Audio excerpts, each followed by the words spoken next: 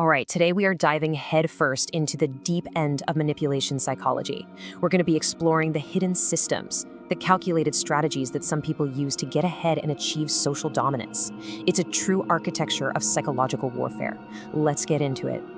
You know, we like to think of success and power as this mix of luck, maybe some talent, and of course, hard work. But what if, for a certain type of person, it's not a game of chance at all?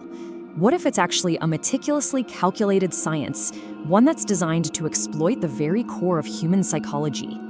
And that's where this idea of the Machiavellian Shadow comes in. Think of it as a hidden rulebook for power. It's the practical, often totally covert, application of dark psychology.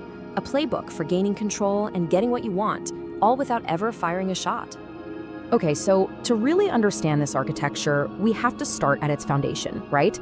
Let's begin by decoding the psychological core that actually makes all of this possible. So at the very heart of the Machiavellian Shadow, you find something that researchers call the D factor, which stands for the dark factor of personality. Now, this isn't just one single trait. It's more of a fundamental tendency to put yourself first, no matter the cost to other people.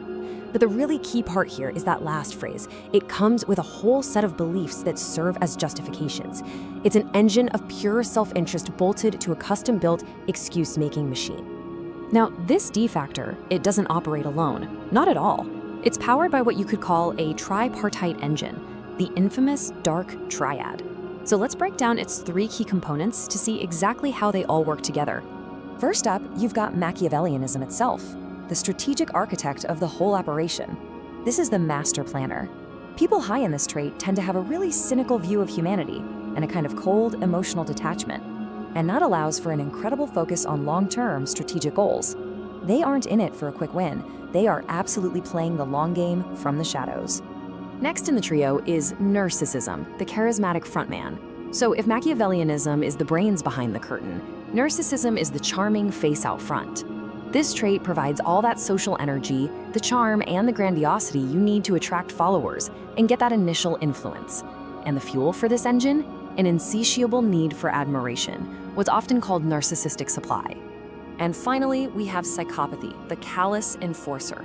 This is the muscle of the operation. It's defined by a profound lack of empathy, very low anxiety, and a lot of impulsivity. This trait basically removes all the moral and emotional roadblocks to ruthless action, making it possible to do whatever it takes to win without a single shred of remorse or guilt. So how do these three really work together? Well, this slide breaks it down perfectly. The Machiavellian is focused on long-term power using calculated, hidden deception. The narcissist? They crave that immediate admiration using self-promoting, grandiose stories. And the psychopath is all about the thrill and immediate gratification using impulsive and often pretty aggressive tactics. Put them all together, and you have a brutally effective toolkit for social dominance. Okay, but here's the thing. These traits aren't just a random jumble of dark behaviors. No way. When they're wielded with intent, they form a deliberate, strategic framework for exploiting human vulnerabilities. And we're calling that the Prince's Protocol. And this protocol can be broken down into 4 pretty clear stages. First up is mapping. This is where they meticulously observe their targets to find their deepest insecurities and ego needs. Second is grooming. They use strategic flattery and control the flow of information to make themselves an absolutely indispensable ally. Third is reframing. They subtly shift the target's entire perception of reality to line up with their own goals. And finally, leveraging. They deploy that old logic that the end justifies the means to get whatever it is they want. See? It's a systematic psychological siege. So that's the protocol. But how is it actually put into practice? Let's zoom in on the specific weapons of perception that are used. These powerful interpersonal tactics that, honestly, you might even recognize. Does this sound familiar? Maybe a little too familiar? This is a classic textbook example of love bombing. It's this overwhelming tidal wave of affection and attention that's designed not to express love, but to create a false sense of security and a deep emotional bond really, really fast. And it operates in a devastating 3-stage cycle. It always starts with idealization, where the target is just showered with excessive praise, flattery, you name it. But that's inevitably followed by devaluation, where all that admiration is suddenly replaced with criticism, insults, the silent treatment. And finally, there's the discarding phase. The manipulator just abruptly withdraws, leaving the target totally confused and desperate to get back to that idealization phase. So let's be crystal clear about this. Love bombing has absolutely nothing to do with genuine affection. It is a calculated, strategic process for engineering emotional dependence. Its goal is control. All right, the next weapon in the arsenal is gaslighting. This is what many experts call a crazy-making behavior, and its sole purpose is to systematically tear down a person's reality, making them doubt their own perceptions, their memories, even their own sanity, all so the manipulator can avoid any and all accountability. And it so often sounds like this. That never happened. You're just being too sensitive. You're imagining things. It was just a joke. Calm down. You're the one who's crazy. By repeating these phrases over and over, a manipulator can make someone feel completely isolated in their own mind, which of course makes them much easier to control.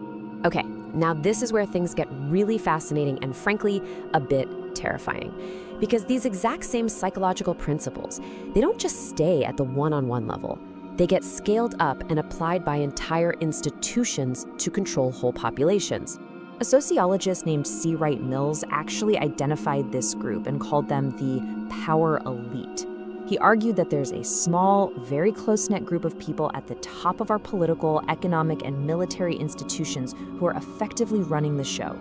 They are the ones holding the grand-scale playbook. And Mills called their operating logic the higher immorality. This is the core contradiction, where the elite openly violate the very moral and legal standards they expect everyone else to follow. And they do it to perpetuate their own power, often justifying harmful acts as being necessary for some greater good, which almost always turns out to be their own good. And this is where it all just clicks into place. Look at the stunning parallel on this slide. An interpersonal gaslighter denies your personal experience of harm. An institution uses propaganda and manipulated data to distort public perception. An abuser will tell you you're too sensitive.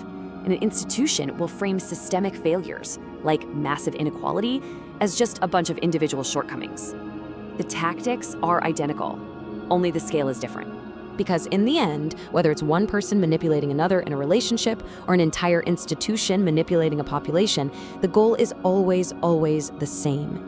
If you can control perception, you can control reality. So we've just walked through the entire architecture of psychological warfare, right? From the D factor at its core all the way up to its application on a massive societal scale, which really just leaves us with one final and I think crucial question. Now that you can see the architecture, who in your world is holding the blueprints?